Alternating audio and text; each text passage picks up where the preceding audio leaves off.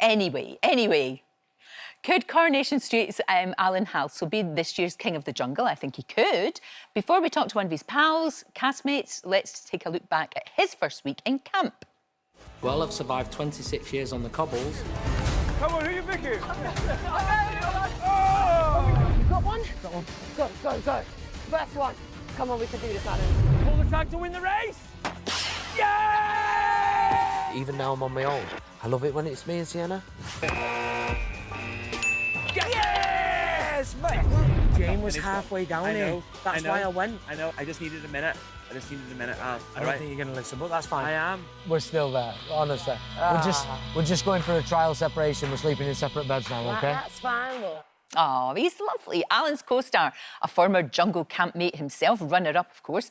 Andy Whyment joins me live from the Rovers. It is so lovely to see you. He's doing well, is Alan, isn't he? Yeah, he's doing really well. I'd like to see a bit more of him, but he's doing well. I mean, I think being camp leader doesn't really help because you can't really get involved in anything. That's not really done him any favours, really. But I just want him to do a trial. Please vote for him to do a trial. I would like to see that as well. And I think Ant and Dec would like to see someone else doing a trial too. They're looking a bit fed up. You're right about him not getting enough screen time. I'd like to see a lot more of him. That's the difficulty, isn't it, when it's only an hour or an hour and a half. But, you know, he's a good lad and he's enjoying the experience. Yeah, I think he's definitely enjoying it. I think he's thrown himself into it. But like I say, I think he wants to get involved now. Obviously, he's not camp leader anymore.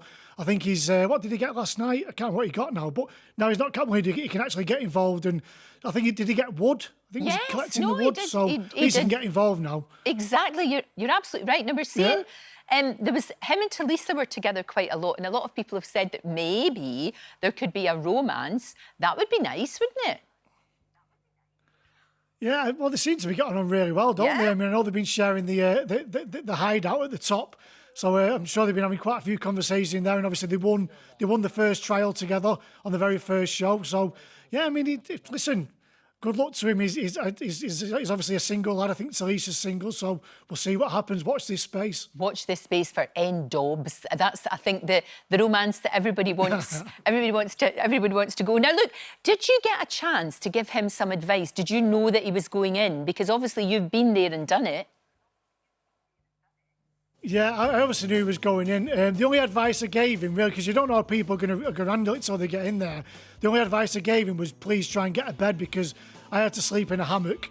And for me, sleeping in a hammock was so tough. I really did struggle with it. But obviously, he got camp leader, so he got a nice, comfortable bed. And I think did he get a bed as well now he camp? I'm not, because we've not really seen too much of him. I'm not sure if he's got a bed now. I don't know. I hope he has, because he did his ACL last year, so he needs a bed, really, to stretch his leg out. Yeah, exactly.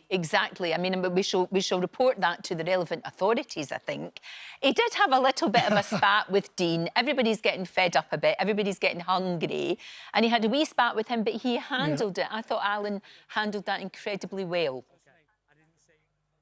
He did. I thought he was fantastic, to be honest with you. I mean, I think I was just saying, like, go and give her a hand type of thing. And it was the fact that when he was on the floor, Dean's basically on top of him, hand on his shoulder, putting in his face, saying, no, you listen to me. But the bit that got me was when he was in the Bush Telegraph and basically said, I was asleep and wee Tyrone from Coronation Street standing over me. I just thought that was a bit disrespectful. I mean, I was a 42-year-old man. Yes. And the way Dean was speaking to him, I think he was speaking to him like a child. Do you know what I mean? And I just thought it was a bit disrespectful. But listen, and on the other hand, it gave Alan a chance to show the real great man that he is, and God, thankfully everybody saw that. So I think they did. I don't think you have to worry about that. He's got a wee signal, hasn't he, that for his daughter? Yeah. Every time, because the only time you know when the camera's on you is when Ant and Dec are saying who's doing the trial. So every time they say Alan, he always goes like that, which basically it's just a sign to Sienna, because obviously he has his daughter 50% of the time, and I know he's really, really missing her. Because I know before he went out, like I think they went out for a meal and she gave him something, and he said I started bawling. Sienna is the only thing that really, really like gets him emotional. So yeah, I know he's really, really missing her. So I think that's why every time they say Alan, it's not you type of thing, he's doing that as a sign. So Sienna knows that he's thinking of her. Oh, that's lovely, Andy. That's a lovely thing to do. It really is. And you can understand he will be, you know, that's when they all get emotional, when they're missing the people that they love a lot. Well, Now, it is. I mean, that's the big... I was going to say that's the big thing I missed when I was in there. Not because obviously you've been there a week before as well. So he's gone 2 weeks now without speaking to her. So to not speak to your daughter, who you speak to every single day, is so tough when you're in there. No, it is, and you were in there, and you came in a wee bit late as well. And I always think that's quite difficult when you've got to come in and everybody's made friends. Do you know what I mean? And then you're bouncing in. I was speaking to my wife about that, and I said, like, when you do come in as a late arrival, it is a bit harder. I mean, I think Jane turned around and basically said, "Last in, get the worst beds," and it's true. I mean, I think when I was in there, they all went for a chicken dinner, and me, Cliff Parisi, and Ian Wright.